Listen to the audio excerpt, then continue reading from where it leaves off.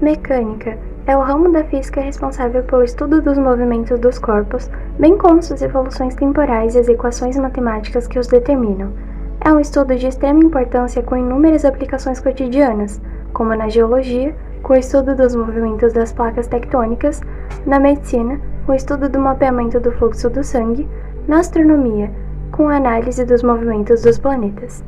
A mecânica quântica e a relativista são incompatíveis, e a reconciliação dessas duas teorias tem sido um dos problemas centrais da física teórica por muitas décadas.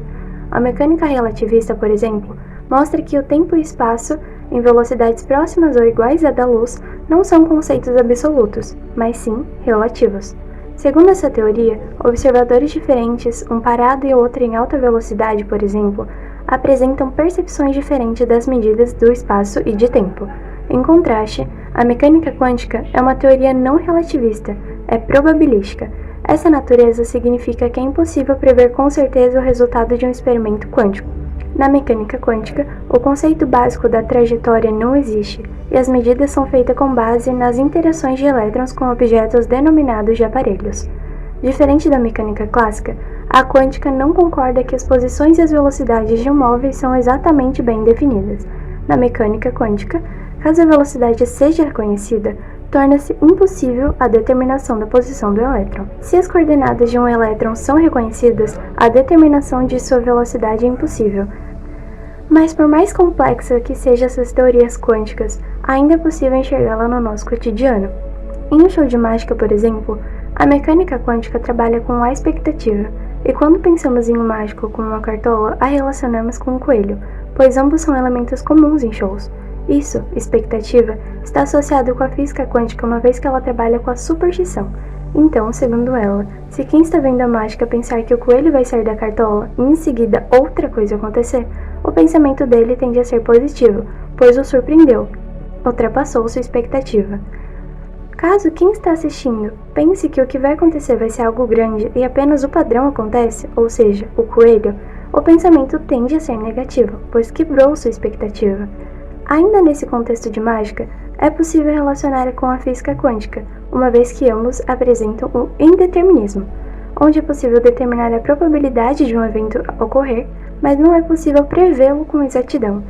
Então, uma vez que uma moeda está escondida em um show de mágica, e a probabilidade de acertos dependem de fatores como a atenção do jogador e o truque que o mágico pretende executar, prever o que vai acontecer se torna cada vez mais difícil. A teoria da relatividade é composta de duas outras teorias: teoria da relatividade restrita, que estuda os fenômenos em relação às referências inerciais, e a teoria da relatividade geral. A teoria da relatividade restrita foi construída por Einstein, a partir de dois importantes postulados. O primeiro postulado diz que as leis da física são as mesmas em todos os sistemas de referência inercial. O segundo postulado diz que a velocidade da luz no vácuo tem o mesmo valor para qualquer referência inercial. Einstein propôs que nada pode se mover mais rápido do que a luz no vácuo, ou seja, a velocidade de 300 mil km seria a velocidade máxima que um corpo ou uma onda poderia atingir. De acordo com Einstein, a velocidade da luz em determinado meio é constante para qualquer que seja o referencial adotado. A teoria quântica, também conhecida como mecânica quântica, é uma área da física cujos principais objetivos de estudo são os elementos encontrados a nível microscópico. Átomos, elétrons e moléculas são os exemplos de estruturas que habitam o mundo subatômico. Então, conciliar a mecânica quântica e a relatividade geral é um problemão. A relatividade geral descreve a gravidade em escala cosmológica gigantesca como a do universo, enquanto a mecânica quântica ela descreve o comportamento da matéria em escala muito pequena. Uma das principais dificuldades em conciliar as duas é que elas têm pressupostos fundamentais diferentes. A mecânica quântica assume que as partículas existem em um estado probabilístico e que a observação pode alterar esse estado. Por outro lado, a relatividade geral assume que o espaço-tempo é uma entidade contínua e suave. Além disso, a mecânica quântica não leva em conta a gravidade, como é dito no filme, enquanto a relatividade geral não leva em conta o comportamento probabilístico da matéria em escalas muito pequenas. Portanto, para entender a natureza do universo como um todo, é necessário conciliar essas duas teorias. Existem várias abordagens propostas para resolver essa questão, como a teoria das cordas e a teoria quântica de campos em espaço-tempo curvo. No entanto, essas teorias ainda não foram completamente desenvolvidas e testadas experimentalmente.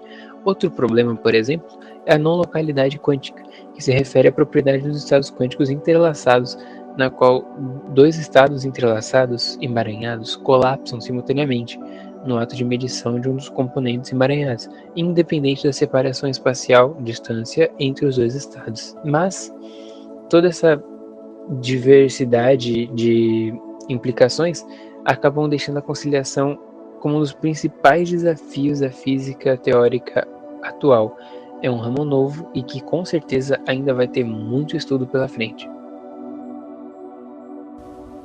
Emaranhamento quântico. A teoria da física quântica que Einstein dizia não existir, onde duas partículas podem estar tão ligadas quantificamente que, independente da distância, elas se comportarão de forma equivalente.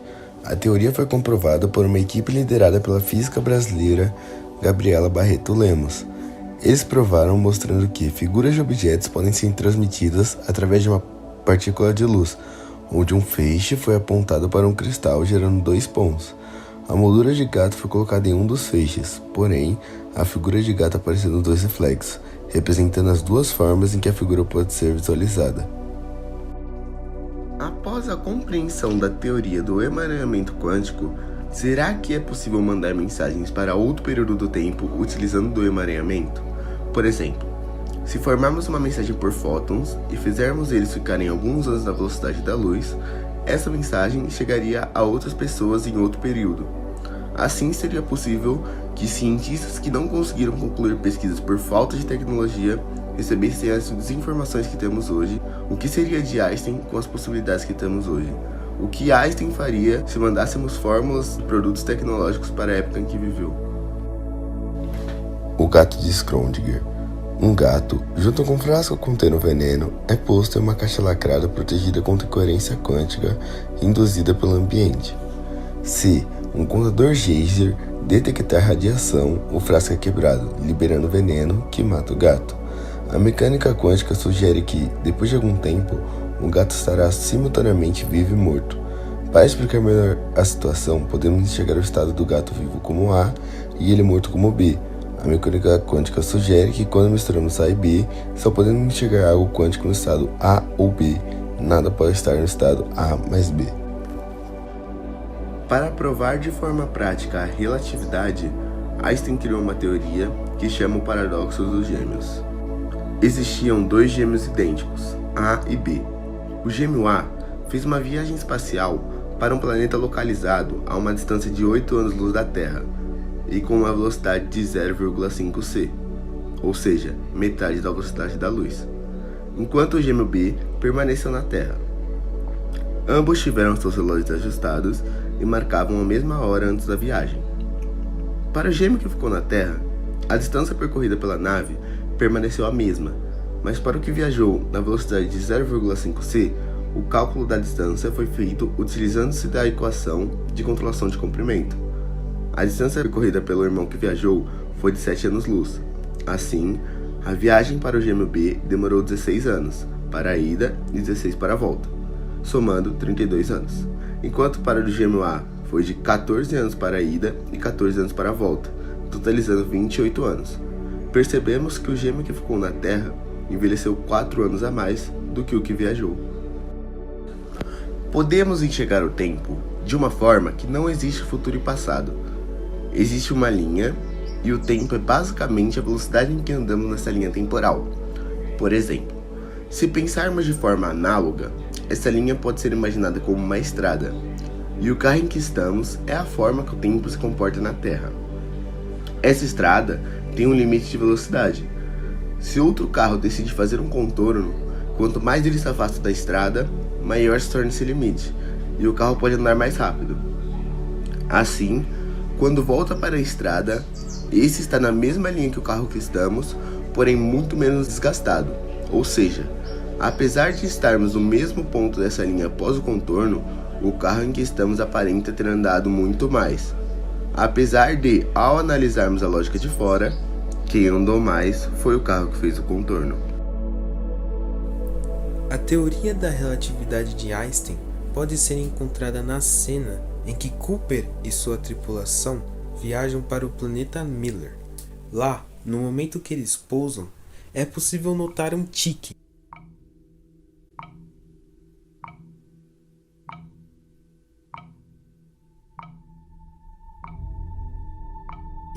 Esse tique equivale a aproximadamente um dia inteiro na Terra.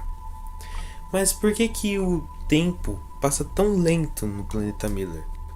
Isso se deve por causa do buraco negro Gargantua. Buracos negros possuem muita densidade, e essa densidade acaba criando uma singularidade. A singularidade que os buracos negros criam é o que acaba distorcendo o tempo e o espaço ao redor deles. E como o planeta Miller está bem próximo do buraco negro, a singularidade acaba o afetando, fazendo com que o tempo corra mais lento nele. A gravidade naquele planeta vai desacelerar o nosso relógio drasticamente. Quanto tempo? Bom, cada hora naquele planeta corresponderá a 7 anos nossos lá na Terra. Deus. É a famosa relatividade. Já a parte da física quântica é possível notar na parte em que o Dr. Mann está conversando com a Dra. Brand. Nessa discussão que eles estão tendo, ele fala que o professor já tinha terminado os cálculos muito antes de eles saírem. Então por que eles não recorreram ao plano A ao invés do plano B? Porque para que o plano A desse certo, eles teriam que fazer com que a física quântica se relacionasse com a teoria da relatividade de Einstein, coisa que não daria certo, já que os dois não se relacionam. Portanto, eles acabaram recorrendo ao plano B. Ele tentou resolver a equação da gravidade por 40 anos. Amélia, seu pai resolveu essa equação antes mesmo que eu saísse. Então por que ele não usou? A equação não conciliava a relatividade com mecânica quântica. Ondulatória é a área da física que estuda as características e o comportamento das ondas, em seus mais variados contextos. É o resultado de um... Não! Deixa que os já vão falar disso na próxima aula. Não adentre a boa noite apenas com ternura. A velhice queima e clama ao cair do dia. Fúria contra a luz que já não fulgura.